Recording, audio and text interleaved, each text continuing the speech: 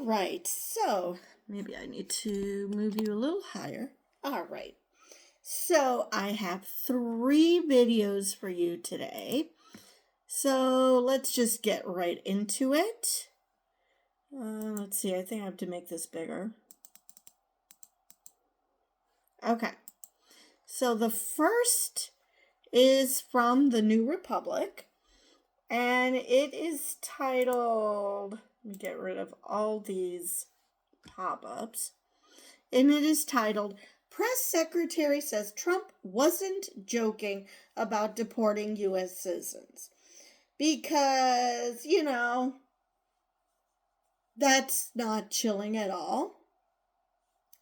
Donald Trump had suggested sending American citizens to prison in El Salvador. In other words, a gulag. He wants to send U.S. citizens to a gulag.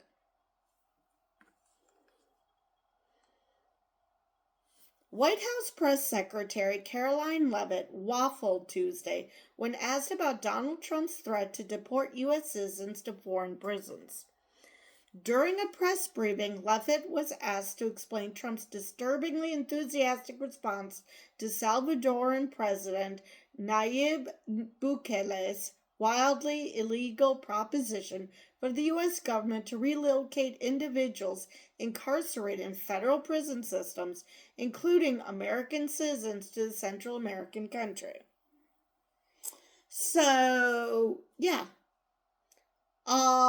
It's highly illegal because, if for no other reason, they're literally tortured in this prison. So, yeah, nothing chilling about that. The reporter wanted to know how the government could legally remove U.S. citizens and how many would potentially be subject to removal. The short answer is it can't, so none. But Leavitt didn't say that. So the president has discussed this idea quite a few times publicly. He's also discussed it privately, she said, making sure to say that Trump had only discussed potentially deporting U.S. citizens. Yeah, I think it's safe to say that if he could, he would. These would be heinous, violent criminals who have broken our nation's laws repeatedly. These are violent, repeat offenders in American streets, Leavitt said. Oh, really? That's what you said about the immigrants that you sent to El Salvador, the Venezuelans. And oh, by the way, most of them aren't violent criminals. Some of them just have traffic tickets or shoplifted or didn't have a criminal record at all. And what's their response? Oh, they don't have a criminal record yet. So if they're going to lie about migrants, even though we have evidence that they are not the hardened criminals that this administration says they are, then they could easily lie about American citizens as well. The president said if it's legal, if there's a legal pathway to do that, he's not sure. We are not sure if there is. It's an idea that has simply floated and has discussed very publicly in the effort of transparency, Leavitt said. Yeah, when he says things like that, oh, I wonder if it's legal. I'm sure it is legal. That's basically him justifying in his warped mind doing something horrible. But Trump didn't simply float the idea. It was offered by a foreign leader who has already struck a $6 million deal to take alleged Venezuelan gang members that the Trump administration removed under the Alien Enemies Act. Leavitt also took the opportunity to present her own alternative interpretation of the Supreme Court ruling Monday on removals under the AEA. The court's decision would allow the Trump administration to proceed with deportations under the AEA, but crucially, the ruling upheld the detainees' right to due process, contrary to the Trump administration's rampage against legal protections for people it wants to deport. The justices said that detainees were entitled to receive notice of their removal within a reasonable time frame and must be provided with an opportunity to challenge their removal. But when a reporter asked about it, Levitt rejected the ruling. That's not quite true, Levitt said. They said that they are entitled to a habeas petition, and we are going to continue to comply with the law. Continue? When have you started? The ruling said that detainees could be provided the opportunity to file habeas petitions in the U.S. Court of Appeals for the Fifth Circuit, a mega-aligned court in Texas where the deportation flights are staged. The petitions will likely have to be individually filled rather than via class action, which could lead to a torrent of litigation for far-right judges to smack down. Supreme Court Justice Sonia Sotomayor emphasized this crucial point in her dissent, writing that the government cannot usher any detainees, including plaintiffs, onto planes in a shroud of secrecy as it did on March 15, 2025, and that it could not immediately resume removing individuals without notice. To the extent the government removes even one individual without affording him notice and a meaningful opportunity to file and pursue habeas corpus, it does so in direct contravention of an edict by the United States Supreme Court, she wrote. So, yeah, that is worrisome because this is how the innocent people who haven't been charged with any crime, let alone convicted of any crime, like they're alleging, how they get away with sending all these people. And there's so many of his supporters who have no problem with this because it would require thinking to realize just how dangerous it is. But because it's people they don't like or they're told they shouldn't like, they're fine with it. But if they don't have due process, if they don't go through the court system, how do you know that they are part of this Venezuelan gang? I mean, they've deported people with a mom and dad tattoo. They've deported people who have soccer tattoos. They've deported people with an autism awareness tattoo. I mean, it's just ridiculous that members of ICE are the bad guys here. In the sense that they just don't know, that they misinterpreted certain tattoos. No, they didn't misinterpret shit. They purposely are deporting these people, whether it's because they were given a quota by Trump and they don't want to make the orange man baby angry because then he will pitch a fit, or whether these are just horrible people and xenophobic and are just looking for an excuse to be assholes. It doesn't matter. The fact is, they are going out of their way to deport innocent people simply because of a tattoo. Or somebody who dares to wear Chicago Bulls merch. Because, nobody wears Chicago Bulls merch unless they're gang members. It couldn't be that they're actually Bulls fans. No, that couldn't be. I mean, it's ridiculous. Again, I do not care if they have bought into Trump's idea that these are bad people or that they are just horrible people themselves. I really do not care. The fact is that they're doing this to these migrants, to these immigrants, and God only knows what kind of bullshit reason they would make up to get Americans to send Americans to this gulag. If they're willing to deport brown people who aren't Americans, I'm sure they might start with brown people in this country and move on to, or non white people in general, and then possibly move on to white people who aren't towing the party line. Who knows? But the fact remains they are they are setting the stage for this to happen. And a bunch of people will just drool and say, "Oh, yeah, you're doing a great job. These are bad people." And completely ignore the fact that how do we know that if there wasn't any trial? If you don't have due process, how can you know that these are the bad people? Especially since the Trump administration themselves admitted one was an administrative error and then backtrack and say, oh, he was a member of MS-13, because they can't be shown to have made a mistake, because that would imply fallibility, and God forbid this administration is fallible. They have to be infallible.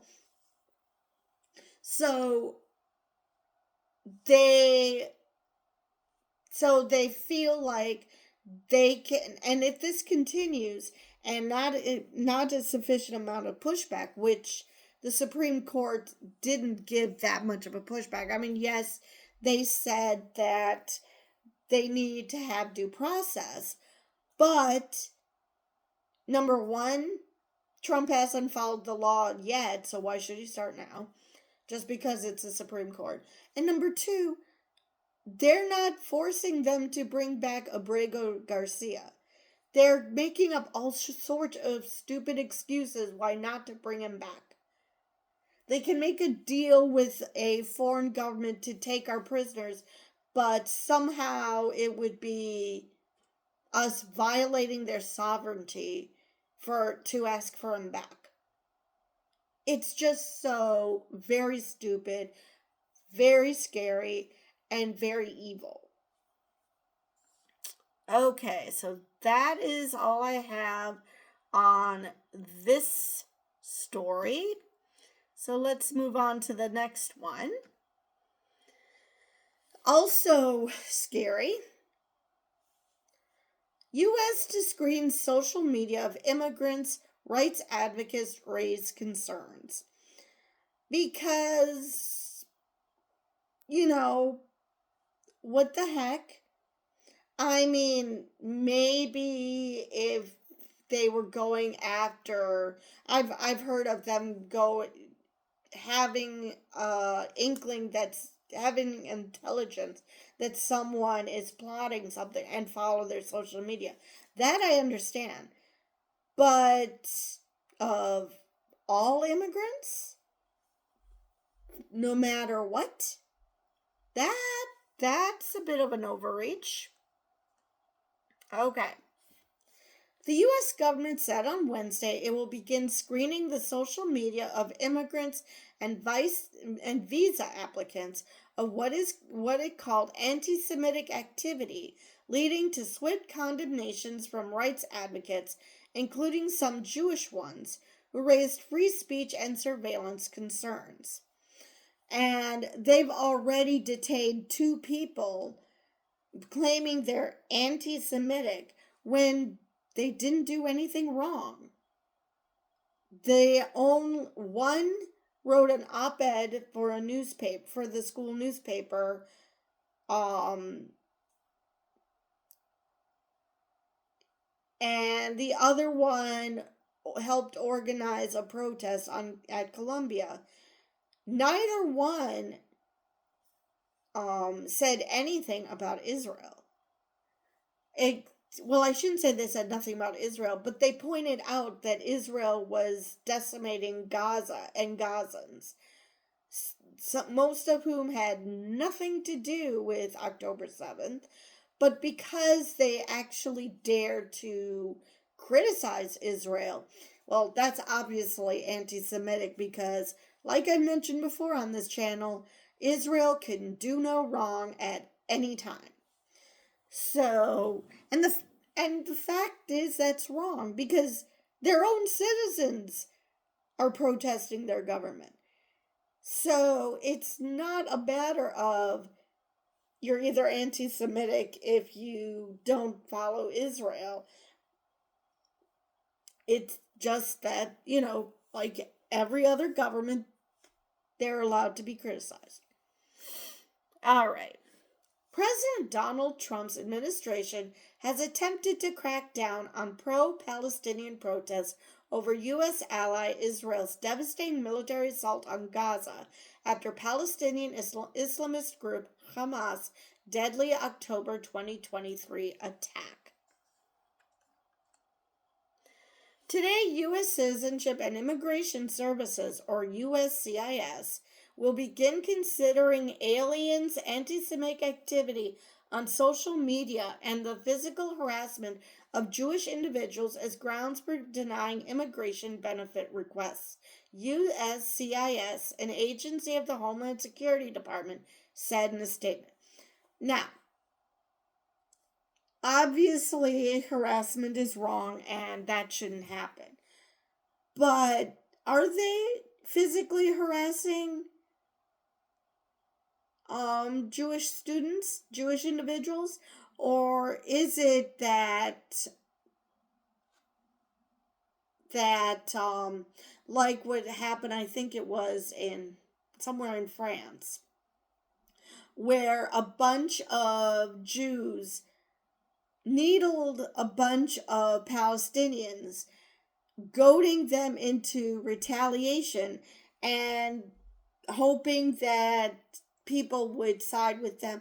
Oh, the poor Israelis who are being attacked just because they're Jews.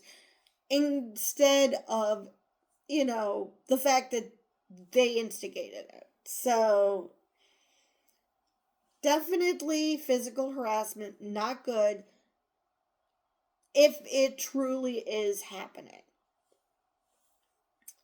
All right. The step will immediately affect those applying for lawful permanent resident status, foreign students, and those affiliated with educational institutions linked to anti-Semitic activity, it added. There is no room in the United States for the rest of the world's terrorist sympathizers. Okay, so now we're calling people who stand up. Well, we already got that with the guy from Colombia, the girl from Tufts. This idea that if you stand up for Palestine, you must be a terrorist sympathizer. No, that isn't how any of this works. The Trump administration has often labeled pro-Palestinian voices as anti-Semitic and sympathetic to militant groups like Hamas, Hezbollah, and Houthi rebels, whom Washington designates as terrorists. Now, are those terrorist groups? Yes. Is pointing out that Israel's shit stinks anti-Semitic? No, it's not. There is a difference. The administration is attempting to deport some foreign students, has revoked multiple visas, and has warned universities of federal funding cuts over pro-Palestinian protests. Now, again, not all Palestinians are members of Hamas. That's just not the way it works. Actually, it wasn't that long ago, there were protests in Palestine against Hamas. Why? Because they don't like them either. Nobody likes them, but there hasn't been an election in years. Most of these people weren't even alive or were too young to have voted for Hamas. So, and yet they're being blamed for Hamas existing when they had nothing to do with it. So that's great. Protesters, including some Jewish groups, say the Trump administration conflates their criticisms of Israel's actions in Gaza and support for Palestinian rights with anti Semitism and support for extremism. Exactly. Rights advocates and human rights experts have condemned the Trump administration, including Wednesday's announcement, which they say threatens free speech and is akin to surveillance and singling out immigrants. Exactly. And actually, they did that with Colombia. We're withholding your funds until you do what we want, which Colombia capitulated to. But that is frightening. That the government is telling educational institutions, or any institution for that matter, what speech they allow. If that where are the people on the right who are whining about free speech? Where are those people who claim that any criticism against them is anti-free speech? Where are those people now? Oh, I know. It's the government is trying to suppress speech they don't like, so it's fine and dandy now. Free speech group Foundation for Individual Rights and Expression, or FIRE, said the Trump administration was formalizing censorship practices. Ironic, because isn't Elon Musk an advisor to the president, and isn't he supposed to be a free speech absolutist? By surveilling visa and green card holders and targeting them based on nothing more than their protected expression, the administration trades Americans' commitment to free and open discourse for fear and silence, Fire said. The Nexus Project, which fights anti-Semitism, said the Trump administration was going after immigrants in the name of tackling anti-Semitism and treating anti-Semitism as an important problem.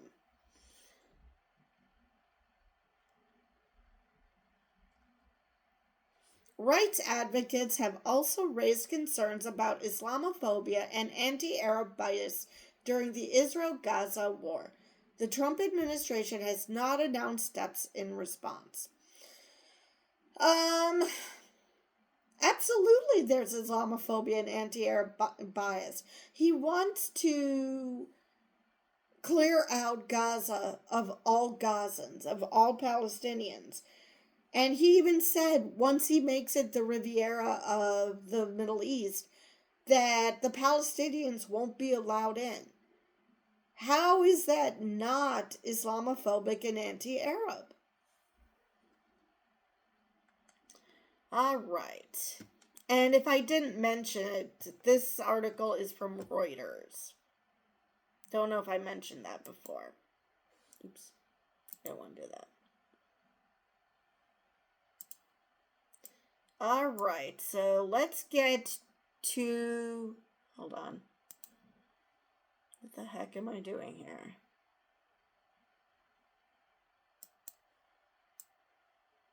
All right, so let's get to the third and final article. Musk and Trump keep fanning flames of Fort Knox gold conspiracy theory, which I happily didn't know it existed until Trump and Elon started flapping their gums about how they were going to go to Fort Knox to check if the gold is there.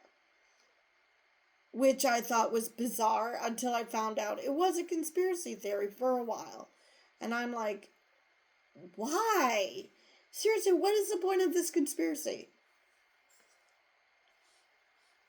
The baseless conspiracy theory that the Fort Knox gold might be gone, spread by Musk and Trump, was also popular in the 1970s. Jesus Christ. All right, and this is from NBC News. President Donald Trump and his billionaire advisor Elon Musk have fanned the flames of a baseless rumor about America's gold reserves at least a dozen times since mid-February. The conspiracy theory, alleging without evidence that someone might have stolen the gold reserves from Fort Knox, Kentucky, has circulated for decades, but it seems to have first appeared on the Trump administration's radar after far-right financial blog Zero Hedge tagged Musk in a post about the idea on X. Since then, Musk and Trump have shared the idea and teased plans for a personal inspection of the fortress that holds the government's gold bars. Despite raising alarm and fueling conspiracy chatter online and offline, there's no evidence that any gold is missing, and there's no indication that Musk or Trump has taken any concrete steps toward visiting Fort Knox. A White House spokesperson declined to comment on their plan, saying in an email, "No announcement at this time." Of course not. They just want to kick the hornet's nest and see what happens and cause chaos. They don't actually want to know the answer. Or maybe they don't actually truly believe the gold is gone. So there's no mystery for them to solve. They just want to scare people. The rumor immediately found an audience, including gold obsessives who have nurtured conspiracy theories about government gold reserves for more than 50 years. Many of them stubbornly reject the evidence that Fort Knox is secure, and they interpret its security measures as evidence that the government is hiding something. Okay, wait a minute. I just love conspiracy theories. They end up in a circle, and it doesn't make sense. So Fort Knox is secure, so to ensure that nobody steals the gold. But the fact that it's so secure that nobody can steal the gold means that the gold must have been stolen. Do I have that right?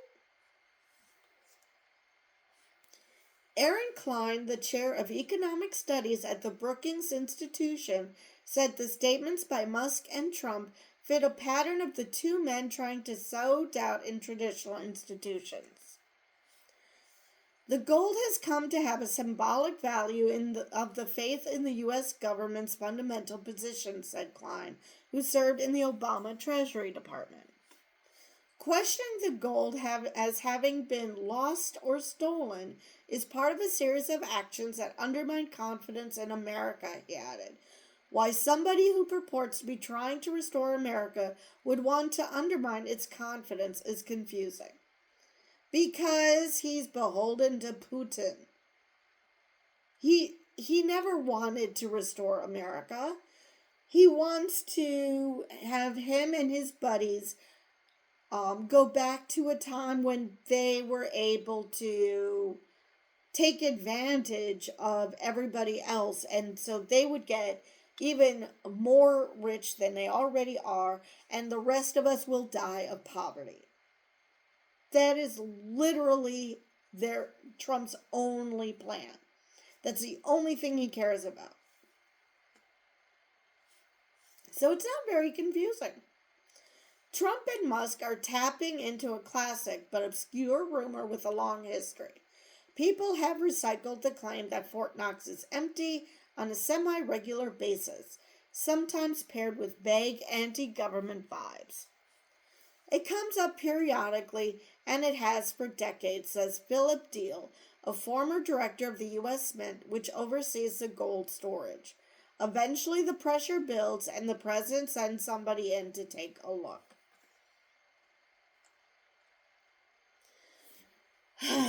Oh, I'm just worried that the president will send somebody to take a look and only to discover that, oh, by the way, there's no gold in Fort Knox, and cause a panic.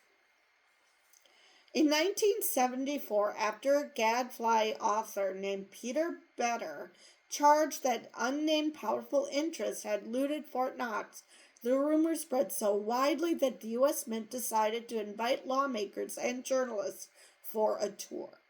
And in 2011, then Representative Ron Paul, a Republican from Texas, who favored abolishing the Federal Reserve and returning to a gold-based currency system, held a congressional hearing on whether the Fort Knox gold was secure. Treasury officials from both Republican and Democratic administrations have repeatedly said the gold is fine. And in 2017, Trump's Treasury Secretary at the time, Steve Mnuchin, visited the Kentucky fortress and came away satisfied. The gold was there when I visited it. I hope nobody's moved it. I'm sure they haven't. Mnuchin, who isn't serving in Trump's second administration, told CNBC in February. That's a very strange way of phrasing it, but okay. Trump's current Treasury Secretary, Scott Bessent, told podcast host Dan O'Donnell in February all the gold is present and accounted for. No visit has materialized in the nearly 2 months since then, and it's not clear why. Because Trump wants the chaos. He wants people to question whether the gold is there. And if someone comes in and says without a doubt it's there, well then he's not sowing chaos now, is he? Paul, the former congressman, said he's not sure Musk and Trump will follow through. He has criticized Trump at times, including for bombing Yemen last month. They have other things to deal with. They have to plan the bombing in Yemen, and they have to deal with the oil in Syria. They have to stop a war on Ukraine, and so the gold they can forget about for a while. They'll avoid it if they see an advantage to it. So that is why people don't trust governments, he said. Paul said he believes past audits haven't been thorough enough. He wants Trump and Musk to perform lab tests known as assays to determine the exact composition of the gold bars. Right, because Trump and Musk are notorious scientists. What the hell? Yeah, I could just, Trump does claim that because his uncle was a scientist, he understands science through osmosis or something. But Jesus Christ. The gold reserve used to have a practical purpose, to allow foreign governments to swap their dollars for gold. But President Richard Nixon ended the practice in 1971. Now its value is mainly symbolic of U.S. wealth, and other countries such as China have recently sought to build up their own reserves. The gold theft rumor have come in several varieties, all without evidence. Among them that European bankers took the gold or that the Rockefeller banking family did. So it's like most conspiracy theories, it's based on anti-Semitism. Great. You know, the very thing that the Trump administration is claiming they don't want other people, especially if you're brown, to peddle. They peddle it harder than anyone. Certain conspiracy theories tend to pop up repeatedly over time, said Brett Schaefer, a senior fellow who studies disinformation at the German Marshall Fund, a nonprofit organization that works to strengthen the U.S.-Europe alliance. Allegedly government-made bioweapons are one such recurring conspiracy theory, he said, and the Fort Knox gold rumor is another. These rumors work best when they're built up over time. It's like Hollywood sequels. You build off the original, he said. And in both cases, he added, you just get a lot of retreads. Fort Knox has appeared in movies that add to its allure. A scheme involving the facility is a major plot point in the 1964 James Bond film Goldfinger, underscoring the belief that Fort Knox could be a tempting target. And unlike some internet-era hoaxes, the Fort Knox rumors originated in an age when conspiracy theories spread by less efficient means, not on X, whose owner Musk has 218 million listed followers. It precedes a social media digital age, but now we're in an environment where things can pop from the corners of conspiracy land to policy action in a matter of hours because all you have to do is land on Musk's radar, Schaefer said. Formerly known as the U.S. Bullion Depository, the gold reserve site is next to the Army base Fort Knox. It was built in 1936, and President Franklin Roosevelt was the only visitor until the tour for media and members of Congress in 1974. The tour 51 years ago yielded newspaper headlines such as the one in the New York Times. Visitors get a peek at Fort Knox gold. It's there. The Treasury Department's nonpartisan Inspector General audits the gold every year, said Eric Thorson, a former Inspector General who's now retired. He said that he sent teams of about 3 people every year and that he went personally once in 2011. There's absolutely zero doubt the gold is there, he said.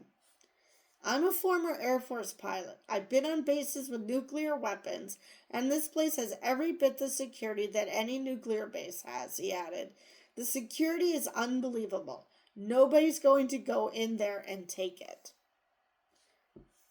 Zero Hedge, a far-right financial blog and social media brand that appears to have first alerted Musk to the idea, frequently posts about gold as an investment. It tweeted in 2011 about Paul's Fort Knox concerns and in 2017 about Mnuchin's Fort Knox visit. Sometimes accounts on X respond to Zero Hedge posts with commentary about Fort Knox. Then on February 15th, Zero Hedge posted a suggestion on X and tagged Musk directly. It would be great if @Elon Musk could take a look inside Fort Knox just to make sure the 4,580 tons of U.S. gold is there. Last time anyone looked was 50 years ago in 1974, the account posted. The second sentence is wrong, according to Thorson, but the post got the attention of Musk and others. It had 3.3 million views as of Friday.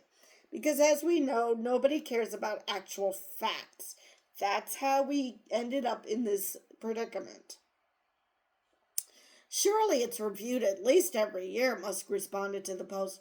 Zero Hedge replied, repeating the falsehood that the gold isn't reviewed every year.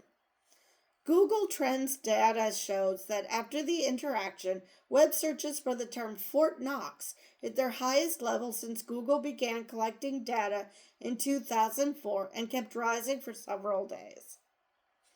On February 16th, Senator Rand Paul, a Republican from Kentucky, Ron Paul's son, chimed in. He repeated the inaccuracy that the gold isn't reviewed annually and said, let's do it. Zero Hedge has often faced restrictions on tech platforms for violating terms of service, including publishing allegedly derogatory material. In 2022, U.S. intelligence officials accused the site of amplifying Russian propaganda, a claim it denied. But under Musk's ownership of X, Zero Hedge has thrived, growing its follower count from 1.5 million to 2.1 million. Because again, most people don't care about facts, they just want to believe sensationalism. Conspiracy theorist Alex Jones also discussed the Fort Knox rumor on his podcast. Is he still around? I thought we made him a pauper. He said he supported Musk's looking into Fort Knox while acknowledging that he heard the same rumor as a child more than 40 years ago. Jones's sponsors and advertisers have for years included gold retailers. Soon, Musk and Trump were fueling the uncertainty. On February 17th, Musk posted on X about the gold.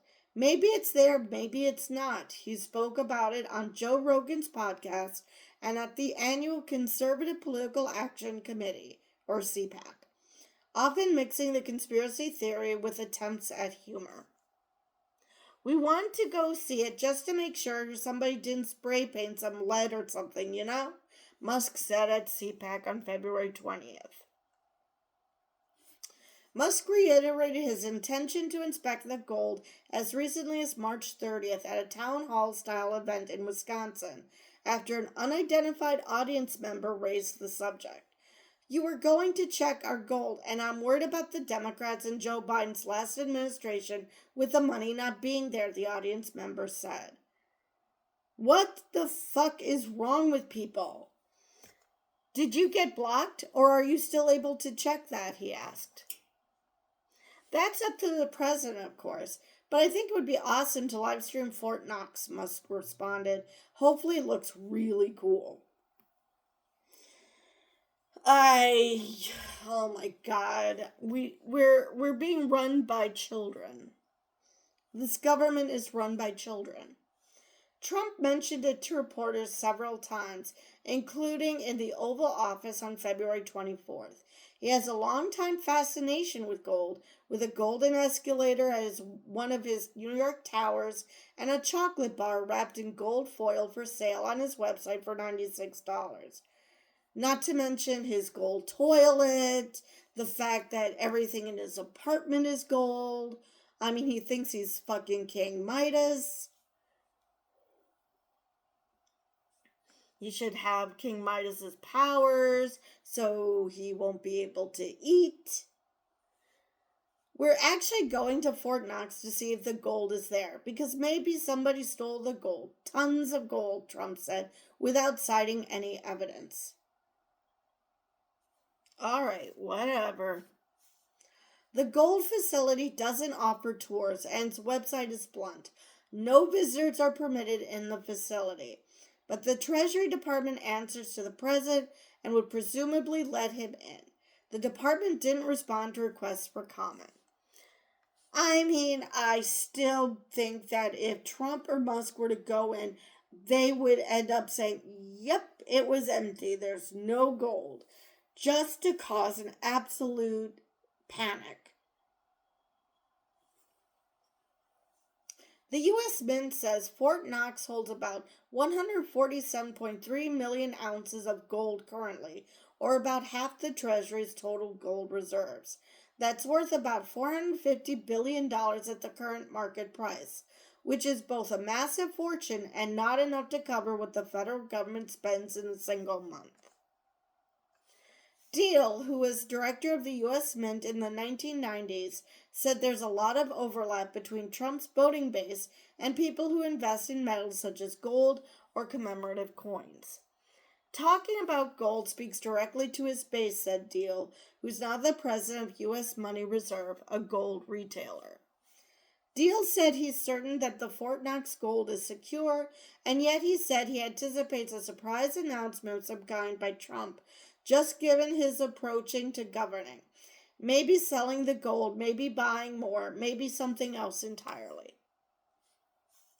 The price of gold soared to record highs in recent days amid concerns about Trump's trade wars before they fell again, along with other asset prices since last week's tariff announcement.